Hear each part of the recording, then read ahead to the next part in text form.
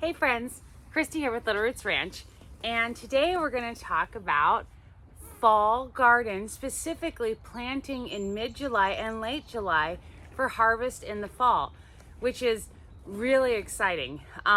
So spoiler alert, my favorite season of all time is fall. My favorite colors are purple and burnt orange, and I just love the cool air the cool breeze in the air. I love everything pumpkin, and I love fall, and I love my fall garden.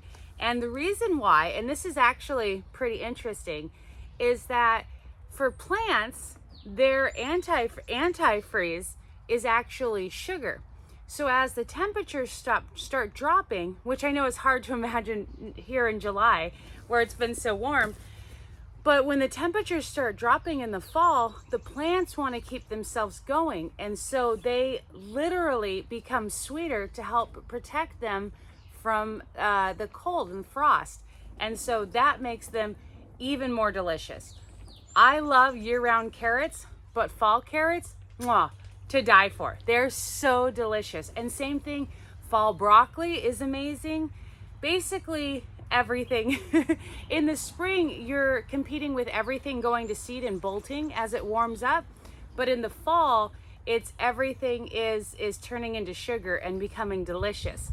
Now, you do want to pay attention to make sure, because as the days get shorter, the temperatures get cooler, your stuff might take a little bit longer, your crops and stuff like that.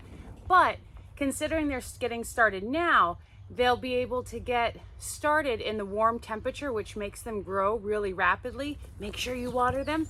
And then they'll be able to take on that sweet profile come September, October, and then you can enjoy them, which is amazing.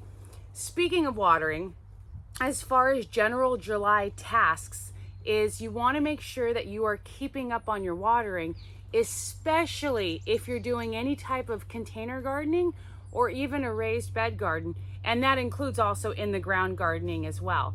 All of our water tables have dropped, which is crazy because I know we always all have high water tables. And so the plants need the water to sustain the fast growth that comes with all the heat and sunlight that we have this month. And that's especially true if you have a container, because here in the ground, the plants can develop extra long root systems and spread out and search for little pockets of water or whatnot. But in a container, of course, they're limited to find all the water that's in that container, and it dries out really, really quickly. So that's my biggest tip, especially if you're container gardening. And then also get to know what are your crops that demand a little bit more water than say other crops, you know what I mean? And so that's something that's really important.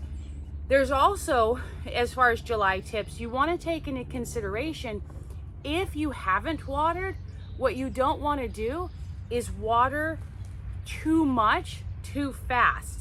And the reason for some crops, and the reason for that is say tomatoes, for instance. With tomatoes and even turnips, basically everything that grows a certain size, is that when it goes without water, the bulb or the tomato or whatever, tomatoes are an excellent example, so I'll just use that. They're not growing, right? And so then if you haven't given them water and then you give them a whole lot of water, they'll actually burst or crack or whatnot. And it's not necessarily the end of the world, especially if you're just eating for a home garden. But if you're selling them or wanting to preserve them or keep them for a little bit longer, you want to be very conscious of that, and some types are more prone to splitting than others. The most delicious tomatoes with the thinner skins, those are going to be really prone. Sun gold tomatoes, the little cherry ones, those are really prone to splitting. And so you just want to be careful with your watering. So if you had a mishap with watering, it's better to introduce a little bit of water a couple times a day and then get back into your watering schedule, as opposed to doing a really deep watering, because they'll just soak that water up really quickly. But anyways, so moving back to fall garden, and so you plant that now. Fall garden isn't a garden that you plant in the fall, it's a garden that you harvest in the fall. And so if you look at your DTM, or dates to maturity, on your seeds, you're gonna see different varying rates. Like where a radish maybe 21 to 28 days, and then something like a Brussels sprout may be like 105 days or something like that.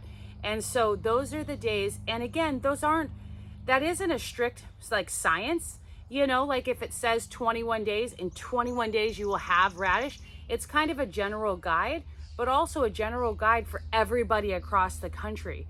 So if you're in a cold area or it's colder weather than normal, it's gonna take a lot longer. Carrots, as a general rule, I feel like always are 2 weeks over DTM, at least for me. But right now is the time to plant to enjoy your garden in the fall or the fall garden. So I've got my list right here. So when you're thinking about what to seed for July, there are so many things. Broccoli, cabbage, including your Savoy cabbage, your Chinese cabbage or Napa cabbage, and of course regular cabbage. Chicory, endive, kale, Swiss chard, kohlrabi, green onions, rutabaga. Of course, beans and peas, I did a video about that earlier.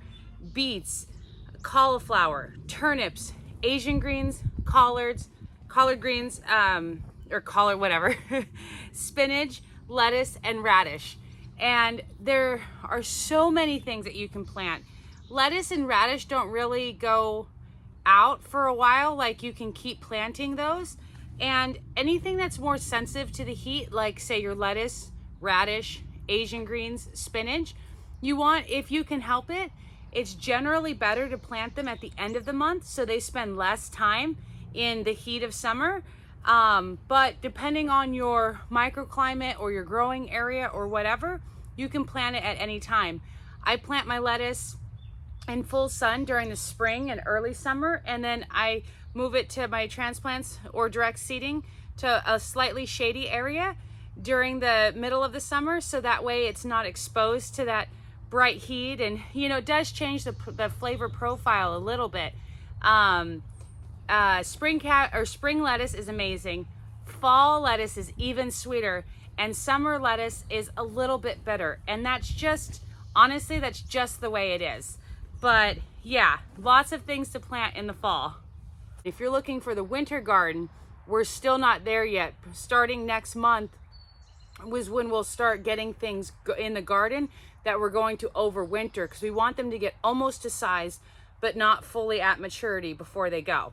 You can still start a lot of things in August, which of course is still coming up, but you're starting to taper off on some stuff. Like, for instance, Brussels sprouts. You know, you're running shorter on those dates to maturity. You know, now if you haven't planted them already, you're looking at more of getting them in next month and trying to overwinter them type of thing. You know, just planning how everything's gonna come, you know, when it's gonna be ready and what's best for the plant and how hardy it can be. And so that's something that's important. But anyways, if you have any questions, drop those down below. I'd love to answer those. You know, feel free to experiment or share things that you're planting or trying for a fall garden, or how things have gone for you. But basically, you want to get planting this month, and that way you can enjoy more of your season into the fall. Thanks for watching, and happy gardening. Bye.